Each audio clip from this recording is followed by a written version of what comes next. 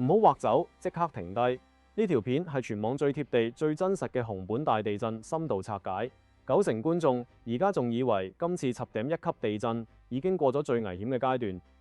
但我實話同你講，真正最致命、最有可能滅城嘅第二波大地震根本未嚟。未來7日先係今次災難嘅真正死期，而最邪門、最嚇人嘅就係今次地震嘅發生位置、斷層活動模式、震動強度同10年前造成200幾人遇難嘅熊本連環超級地震係一模一樣。更加恐怖嘅係呢條斷層帶自帶一個死亡規律，首輪地震過後28小時就會爆出更強嘅2次主震。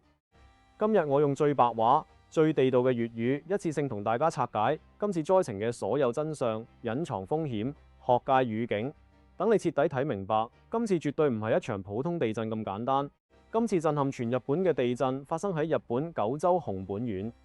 官方最終核定震級7.1級。但如果你淨係識睇震級數字，就一定會睇錯成件事嘅危險性。日本本土用嘅係一套獨立嘅震度體系，同我哋平時認知嘅震級完全兩回事。而且呢套體系最高得10級，根本冇8級。換句話講，7級震度已經係地面震動嘅物理極限、儀器監測極限、建築物承受極限。而今次熊本縣嘅羽城市同冰川町直接拉滿級7級震度，係日本百年監測史上第8次出現咁極端嘅地表破壞。喺滿級震度衝擊之下，成個城鎮瞬間淪陷，地面劇烈撕裂，路面錯位沉降，樓宇結構性震盪崩塌，大量民眾走避不及被困廢墟。當地一間大型永旺教戶針松喺地震瞬間發生猛烈爆炸，2樓主體結構直接塌落，濃煙籠罩成個商圈，大量顧客同員工被掩埋。日本警方措辭極度悲觀，直言現場好大機會出現大量死亡，傷亡情況完全唔樂觀。目前全縣已經有超過15萬人緊急撤離家園，納入政府避難安置體系。官方疏散預警覆蓋足足30萬居民，近5萬戶斷電停水，全城進入最高級別災難狀態。成件事最令人心寒嘅，唔係已經發生嘅塌樓同火災，而係一個精準到可怕嘅歷史規律。28小時，10年前熊本呢個斷層帶第一次爆發連環地震。當初第一輪6.5級地震都俾專家定義為主震，政府同媒體都話最危險嘅時刻已經過咗，民眾紛紛返屋企清理廢墟、修復建築。結果整整係18小時之後，同一條斷層帶直接爆出10.3級超級強震，威力碾壓首輪，將所有已經受損、未完全倒塌嘅建築一次性冧晒，最終造成276人遇難，無數家庭破碎。而家今次地震重現咗當年所有前置信號。亦都因為呢個血淚先例，日本所有地震專家一致警告，未來7日先係今次地震序列嘅真實高危期。我哋先徹底講清楚震級同震度嘅核心分別，呢個係全網最大誤區。搞唔明呢個，你永遠睇唔懂日本地震災情。震級係成場地震釋放嘅總能量，一場地震永遠得一個固定數值，係宏觀整體數據，而震度係地面實測嘅局部破壞強度。係你腳下真實感受到嘅搖晃建築真實承受嘅傷害。深海9級地震震級超大，但能量隔住深海衰減，陸地可能淨係微微震動。但內陸淺層地震震級唔使8級9級，只要震源夠淺，直擊人口密集區就可以直接觸發滿級破壞。今次熊本7.1級地震就係完美嘅低震級高殺傷極致破壞範本。日本之所以將所有建築標準、預警機制、救災方案全部以震度為核心，就因為震度先係真正決定人命安危、城市損毀程度嘅關鍵。拎級到7級嘅分級入面，5級、6級再細分強弱，兩檔梯度極其精細，專門適配日本高密度城市結構。而滿級7級震度係真正意義上嘅末日級搖晃，人企唔穩，家具騰空，鋼筋混凝土牆體爆裂。普通民居直接疊壓式坍塌，就算係按照日本最高抗震標準起嘅樓，都會出現結構性永久損傷。回顧日本百年監測記錄，之前7次7級震度，全部係載入史冊嘅世紀災難。1995本神大地震，2004星加塔地震，2011東北超級大地震，2016熊本2次連環震，2018北海道地震，2024能登半島地震。而今次熊本地震正式成為第8次，更加值得警惕嘅係8次頂級災情入面3次都出自熊本同一斷層帶。足以證明呢片土地嘅地質活躍度、不穩定性係日本本土頂級高危水平。今次地震之所以破壞力恐怖，核心關鍵就係極淺層震源。今次震源深度僅僅10公里，屬於典型內陸淺層強震。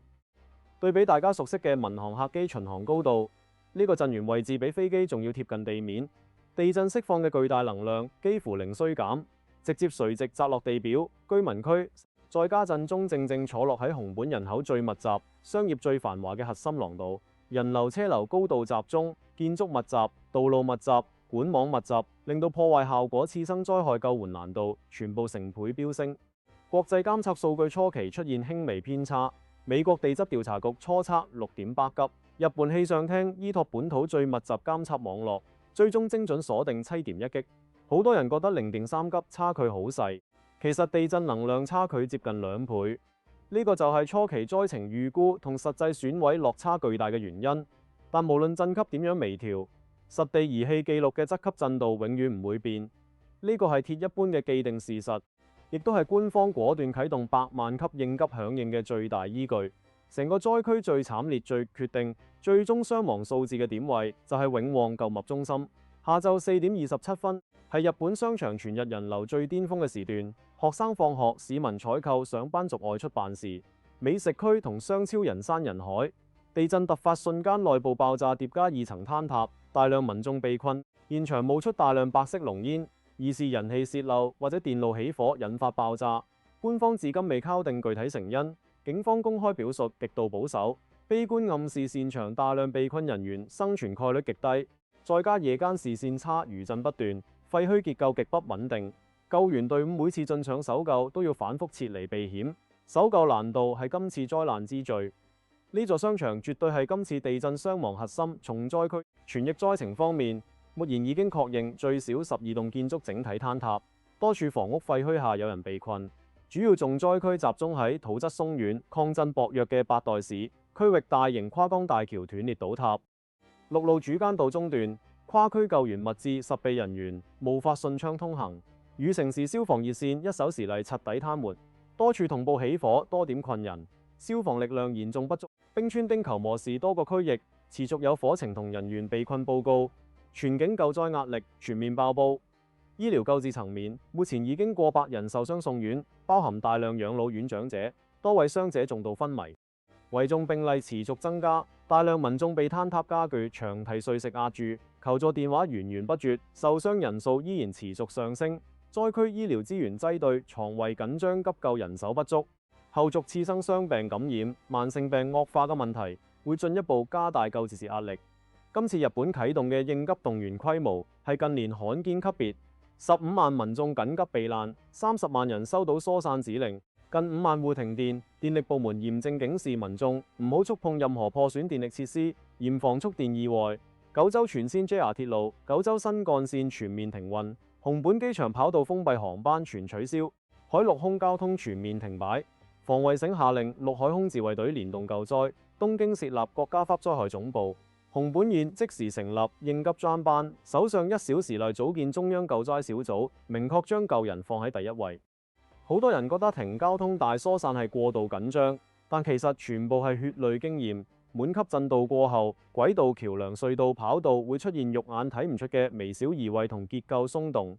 高鐵高速行駛，一旦遇上錯位軌道，即刻釀成超級群死群傷。跑道空鼓沉降，飛機起降隨時失事。所有停運封鎖排查都係保命流程，後續都會按照救援優先、物資優先嘅順序，逐步局部恢復，絕對唔會盲目復運。大家一定要明白，日本絕對唔會為一場已經結束嘅地震，調動幾十萬民眾離家避難、癱瘓全域、交通啟動自衛隊救災。今次所有頂級規格應急動作，全部指向一個核心判斷：今次7.1級主震只係地震最烈嘅前奏，真正嘅高危波動未結束。更加值得警惕嘅係，大規模避難本身就帶住巨大次生死亡風險覆盤。2016年熊本大地震數據可以見到，當年嘅遇難者唔係全部死於塔樓，有相當一部分民眾係震後喺避難生活、長期駐車、睡眠不足、心理恐慌、醫療中斷、飲食紊亂嘅情況下，出現身體透支、突發疾病、情緒崩潰，最終造成災後次生死亡。而家30萬避難民眾嘅安置、健康醫療、心理疏導已經成為僅次於搜救嘅第二大核心任務。呢場無聲持久戰先啱啱開始，海嘯方面就值得慶幸，今次風險已經完全解除。地震發生2分鐘，日本氣象廳即刻向有明海發布海嘯預警，預判最高1米浪高。好多人覺得1米浪高冇殺傷力，呢個係好大誤區。快速推進嘅1米海浪足以沖低成年人，推走汽車，捲走岸邊人群。過往多次海嘯都證明細浪同樣可以致命。日本可以做到2分鐘極速預警，靠嘅係幾十年預設場景數據庫，唔係臨場計算。專門應對淺海海嘯來得快、反應時間短嘅致命特點，成功為沿海民眾爭取咗避險窗口。最終監測顯示今次冇出現有效海嘯浪高，預警順利解除。地質原理都好清晰，今次係內陸走滑型地震板塊以水平錯動為主，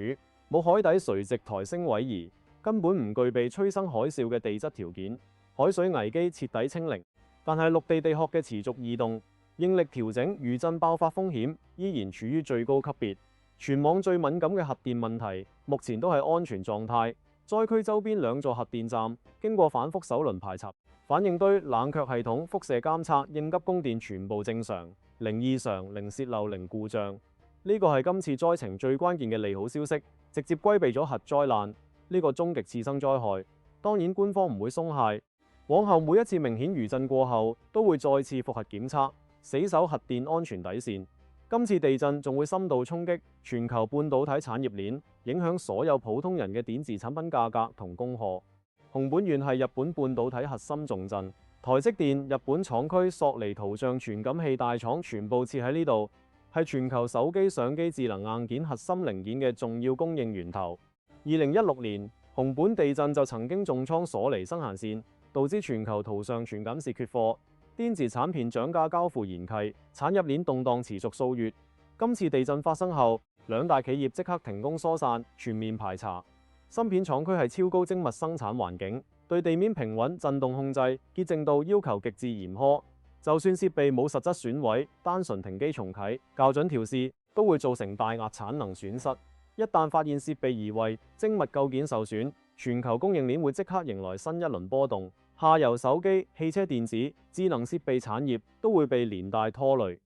呢個地震嘅影響力早已超越日本本土災情，擴散到全球經濟鏈條。而今次最令人心寒、最令專家不敢放鬆嘅，依然係2016年嘅慘痛歷史。當年首輪6.5級、7級震度地震過後，全民以為災過，結果28小時後7.3級超級強震突襲，直接推翻所有預判。首輪地震震鬆咗全城建築牆體地基，邊坡所有樓宇看似完好，其實全部大傷，承載力暴跌。2次震動一度即刻成片坍塌。當年憶城稱熊本城嘅毀滅性損毀救援人員被迫撤離，被困者錯失黃金救援時間，全部寫進日本應急體系最高優先級警示案例。亦都係因為呢單慘案，日本氣象廳徹底改寫全國地震科普準則。從此不再告知民眾餘震，只會越震越細，反而明確公示。內陸大型地震後7日之內依然有機會出現同級甚至更強主震。今次首相公開講話就係直接套用呢條熊本血淚總結出嘅國家級預警規則，提醒全民絕對唔可以僥倖。而家餘震序列已經持續爆發，主震後2分鐘即刻出現4.5級餘震，後説連續多次有感震動。傍晚天草盧北地區更錄得5級震度晃動，證明成個斷層帶依然極度活躍。按照學界巴特定律，今次主震對應嘅預期最大餘震大概5.9至6.0級，但結合熊本反常地震史，呢個只係基礎底線，絕對唔係風險上限。更加關鍵嘅大森定律顯示，餘震會初期密集，後期衰減。而家監測團隊最重點觀察嘅就係餘震衰減節奏。一旦出現衰減停滯、強度反彈、震中遷移，就代表地殼應力持續累積，板塊持續調整。超級2次地震風險飆升，而家所有受損建築、鬆動邊坡、破損牆體，全部處於臨界狀態，根本唔需要超大震級，輕微震動就足以引發連環坍塌、次生災害。網上而家流傳嘅3大謠言，我哋一次性徹底闢謠。第一話今次地震觸發南海海溝超級大地震，純屬恐慌謠言。南海海溝板塊結構同熊本內陸斷層完全獨立，今次地殼活動完全唔觸及南海俯衝帶，官方亦都冇發布任何相關預警。第二，網傳熊本城大片坍塌舊片，冒充今次災情，全部係2016年舊素材，大家千祈唔好亂轉發，誇大災情。第三話，地震會引爆周邊火山，亦都冇任何科學依據。目前火山監測零異常、零震顫、零氣體波動，噴發風險為零。剝賴所有虛假信息之後，真正嘅風險先至浮出水面，唔係遙遠未知嘅天災，而係可復刻有先例、有精準週期、7日窗口期明確嘅2次主震風險。未來幾日我哋重點緊盯4個信號：餘震震中係聚集定擴散，餘震強度係衰減定反彈，商場點位傷亡數據變化，每次餘震後核電安全複核結果。呢4項信號就係成個災難後續走向嘅晴雨表。目前官方指引非常清晰，受損建築絕對唔可進入，遠離危牆邊坡擋土牆。未來7日全程戒備，隨時避險。後續傷亡數據、餘震數據、損毀數據都會持續更新。震級微調統計滯後都係正常現象，大家理性觀望，唔好造謠，唔好恐慌。熊本用276條人命教識全世界，地震嘅主震永遠只可以事後定義。喺災難進行當中，冇任何人可以肯定最危險嘅時刻已經過去。而家日本全城戒備，100萬級疏散，24小時不間斷監測，全部係為咗避免10年前悲劇重演。我會持續貼身追蹤今次熊本大地震所有最新動態，第一時間同大家更新餘震變化、救援進度、災情走勢、產業鏈影響，只講權威事實，只做專業解讀，不製造恐慌。如果你想持續跟進呢單世紀級地震嘅最新情況，想掌握最真實嘅風險判斷，即刻點讚、訂閱、評論、留言，鎖定我頻道，持續關注7日高危窗口期嘅每一次變化。我哋下期繼續深度跟進最新局勢。